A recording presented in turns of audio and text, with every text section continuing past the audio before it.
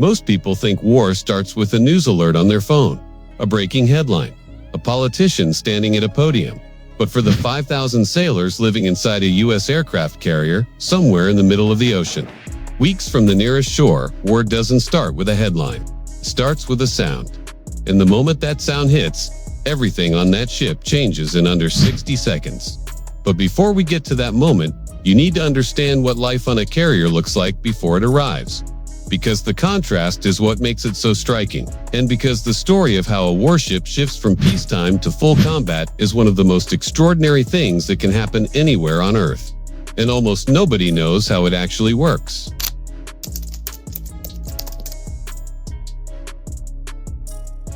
On any given day, a U.S. aircraft carrier operates like a functioning small city. Not a metaphor, a literal city at sea. There are mess halls serving thousands of meals every single day. There is a barbershop, a gym, a fully equipped medical center capable of performing surgeries. There is a post office, small stores, chaplains representing multiple faiths, and television lounges where sailors can briefly forget they're floating in the middle of the ocean with nowhere to go. 5,000 people wake up, eat, work, and sleep in rotating shifts around the clock for deployments that stretch 7, 8, sometimes 9 months long. And all of it happens while sitting on top of enough weapons to level a city. That tension lives underneath everything, even on the quietest days. The ship looks almost normal, until it isn't. The U.S. Navy doesn't just flip a switch from peace to war. There is a structured escalation system every carrier operates under, at all times, called Force Protection Condition Levels, or FPCON. At the lowest level, life flows normally. Drills happen on schedule. Sailors count down days until they get home. Move up a level and things tighten. Access to certain areas gets restricted. Weapons checks become more frequent. The casual atmosphere starts to compress. Go higher, and the ship starts behaving differently in ways that even junior sailors can feel. Liberty gets canceled. Battle drills that used to feel routine now feel urgent. Sailors start sleeping closer to their battle stations. But here is what most people don't understand. The official announcement doesn't need to happen for sailors to feel the shift. Experienced crew members feel it before any order is given. Extra drills appear without explanation. Officers move differently.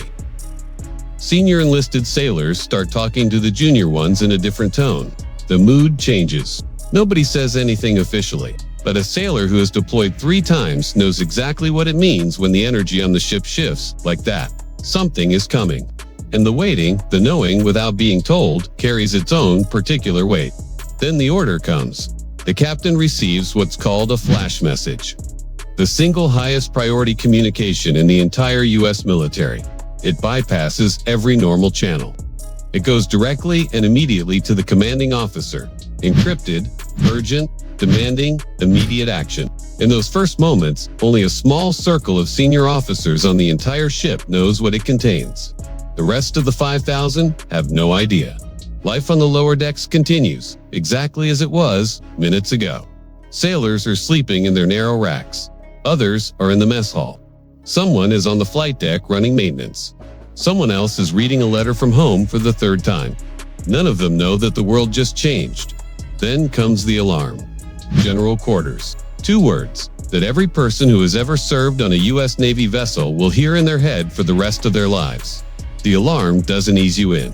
It floods every corridor, every berthing compartment, every engine room of that ship with a sound designed to produce one response: immediate, automatic movement. You have 60 seconds to reach your battle station. Not 2 minutes. Not after you find your boots. 60 seconds. 5,000 people move at the same time through a maze of narrow passageways, steep metal ladders, and watertight hatches. There is no confusion. There is no traffic jam. Every single person has run this route so many times in drills that their body moves before their brain fully catches up. As they go, they seal watertight hatches behind them. The ship is compartmentalizing itself, dividing into sealed sections so that if one area floods or takes damage, the rest survives. By the time 60 seconds is up, a vessel that looked like a floating city has reorganized itself into a combat machine. Up on the flight deck, the transformation is immediate and staggering. Jets that were parked in peacetime configurations are being repositioned and respotted. The flight deck crew color-coded by job. communicating through hand signals because the noise makes speech impossible moves with a focused precision that looks almost choreographed. Aircraft are being armed, and these are not training rounds. These are live munitions, being brought up from the magazines deep below the waterline, loaded onto aircraft by sailors who have drilled this procedure hundreds of times.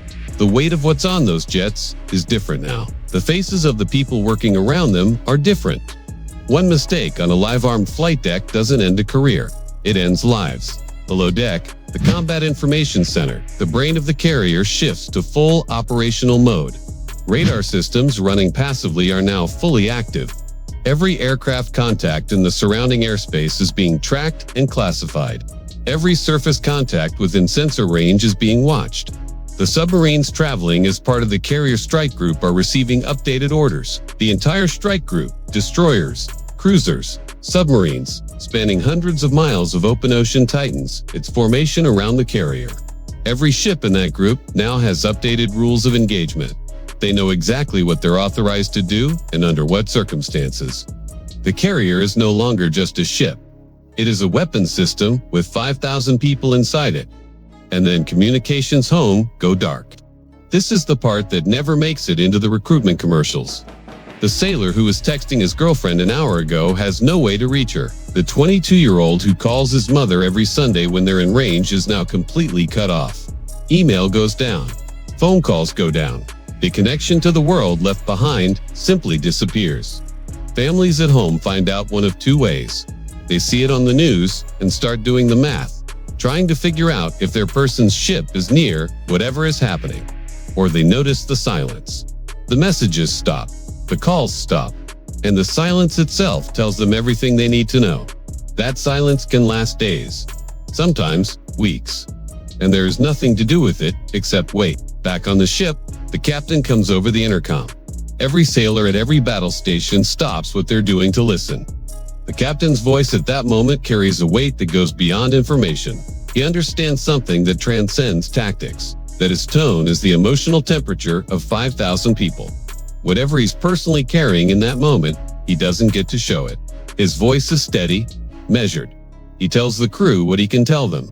He reminds them who they are, what they've trained for, what they've proven in drill after drill that they're capable of. Then he tells them to get back to work. And this is the part nobody talks about when they talk about aircraft carriers. Not the jets, not the weapons, not the billions of dollars of technology. The part nobody talks about is what happens after the captain's voice fades and 5,000 people return to their jobs in silence.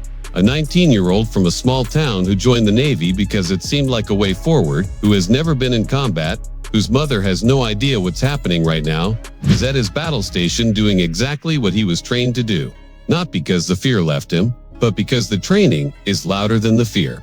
A woman on her third deployment is running her systems checks, the exact same way she runs them, every time, methodically, completely, without rushing, because she understands that the work doesn't change just because the stakes got higher.